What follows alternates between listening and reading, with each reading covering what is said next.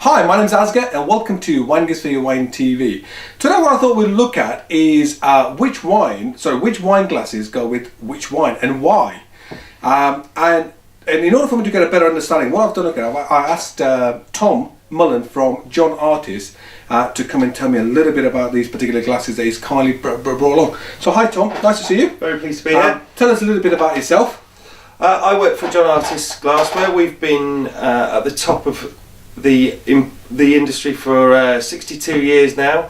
We're known for importing the highest quality and the most innovative designs, and we sell them all over the country. Okay, so what we're going to do, I noticed that these are very similar in style. A little bit about the glass itself, how it's made and why is it different? Yeah, these are three glasses from the Vinatec range from our major crystal manufacturer Luigi Bormioli, who are based in Parma in northern Italy. All these glasses are made in a very similar way. They are crystalline glasses, they're blown and the stems are drawn down, which means that you get a very elegant but a very strong clear stem. What they do then is diamond cut the top and then polish that so that you get a very fine, very hard rim. Then they toughen the top, so the point where you might smack it on a tap is toughened, but it leaves the rest of the glass in a relaxed state, and that means that quite uniquely it gives the glass a bit of when you're doing that was about quarter of an inch movement. Absolutely. There was a lot of movement there. Well, when we do this at shows, we actually have a machine where we clamp them down, and we have a big weight with a point that we let people drop on it to show the strength in the glass, but B, you can bend the stems, and you can actually bend it about 3/4 of an inch. Have you broken any yet? No, that's fine. No. Okay, but there was a lot of movement there. So we've got three different styles. Let's talk what the difference between them are. Okay, this first one is a glass called Fresco, and by its name you can tell it's for young, fresh, delicate wines, a perfumed wine or a slightly herbaceous wine, quite low in alcohol content. I think that do you want to talk about the wine now, or do you want to go? No. Let's go for the glass first. Let's go for the glass. The main thing with this is you obviously want to deliver a lot of the delicate flavours through to the nose and through to the tongue. So what we've got is quite a small bowl that when you pick it up, you can tell. Let's go grab that one. Okay. You can tell that actually where you fill the fill line, which should be no more than the widest part of the glass, is quite low. What that means is that when you tip it on, it also has a tight face, so that you are directing all those light, herbaceous, delicate flavours right into the nose, the nasal cavity. You're not losing a lot of it in the headspace in the bowl.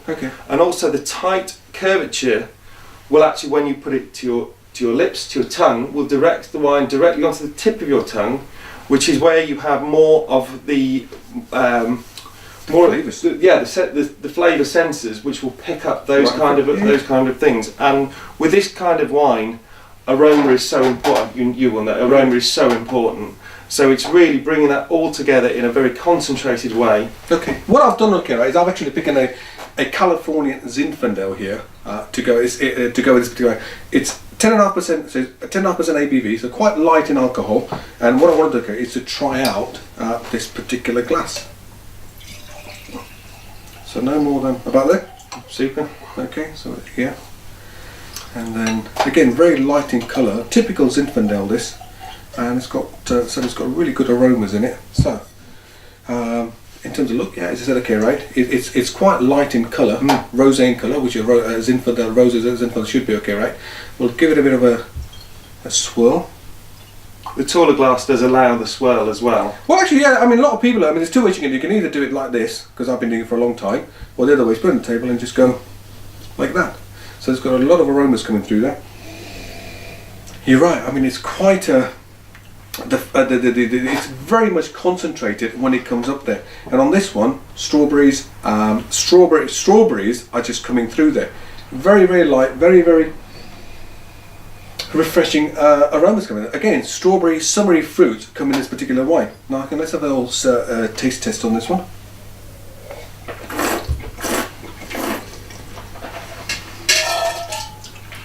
And you're right, what it did because of the smaller rim round it, it actually concentrated the flavours on one part of the tongue. So what you're saying, okay, if it's this particular glass has been designed for a wine which has got low in alcohol, where there's lots and lots of light aromas within the glass.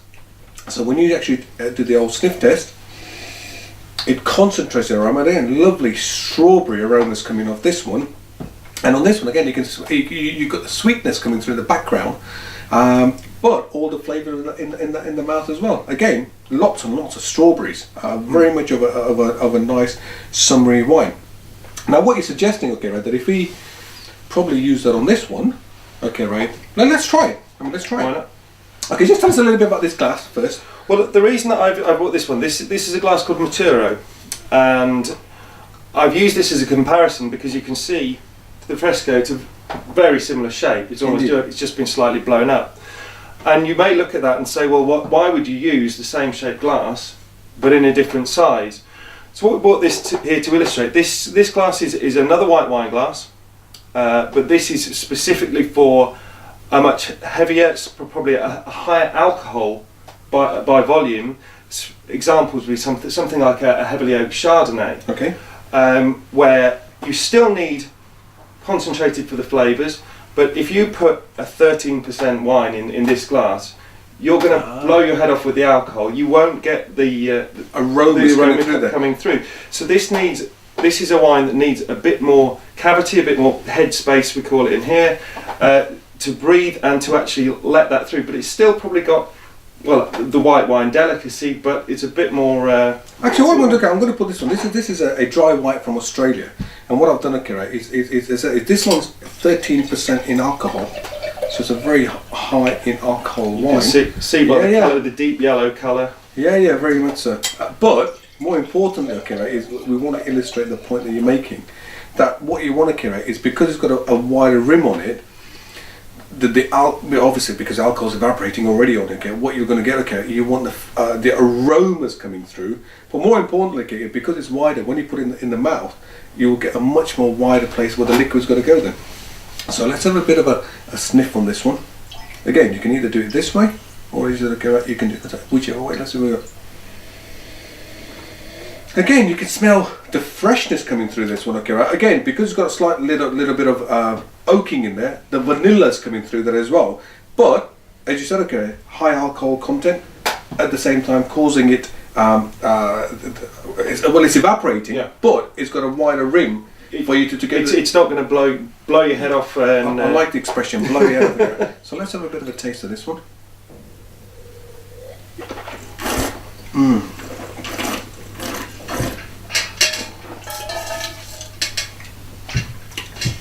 Again, good levels of acidity in the background.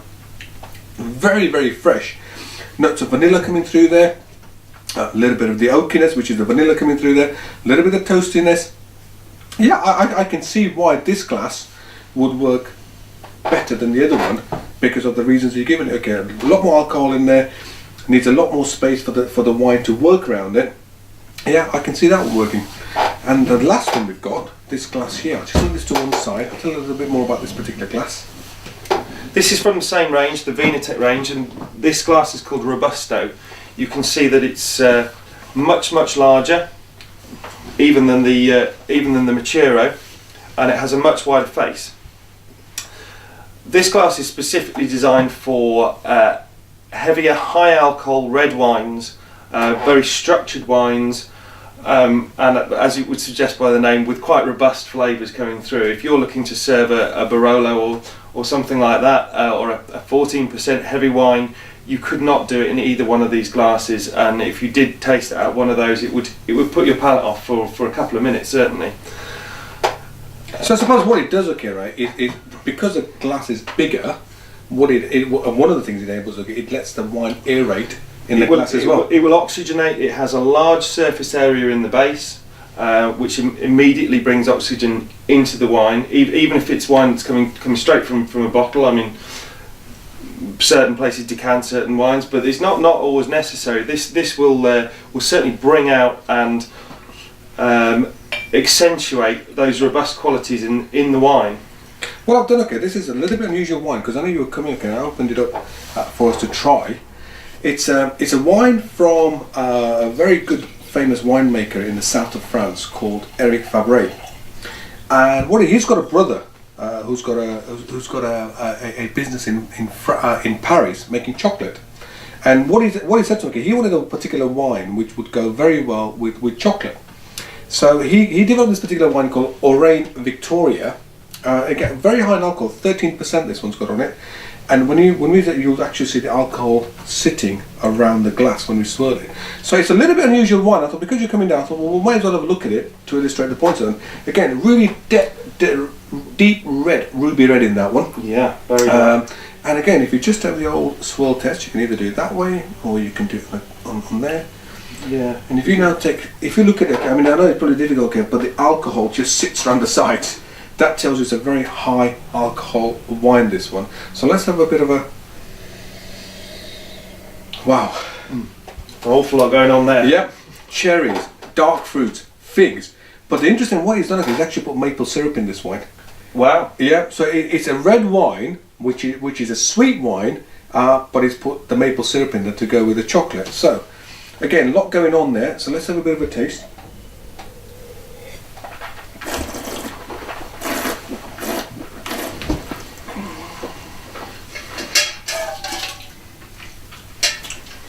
Tom, I know what's the first thing you taste? In your mouth. Sweet. Yes, sweet. Jammy almost. Yeah. I mean, this thing, okay, right, it's got aromas of cherries, figs in there. Definitely figs. I mean, you can actually chew this wine and actually enjoy it. But again, if you look at it, okay, on the side there, look at the alcohol in this wine. If you look at, there's a lot of alcohol in this wine.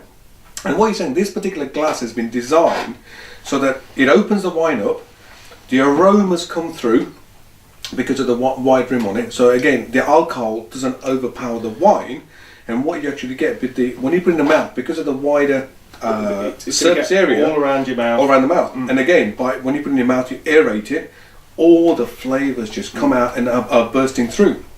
And again, it works really. I'm going to have another one of these. This is really good.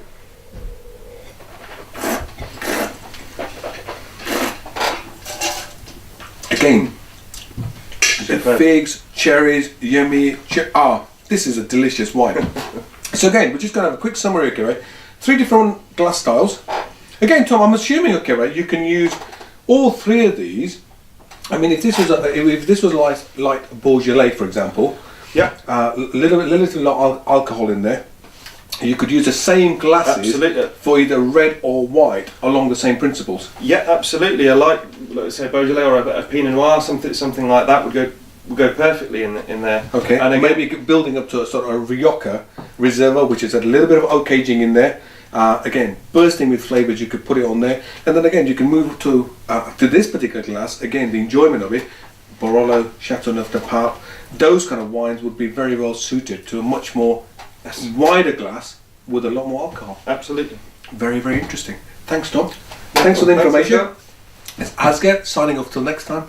Bye.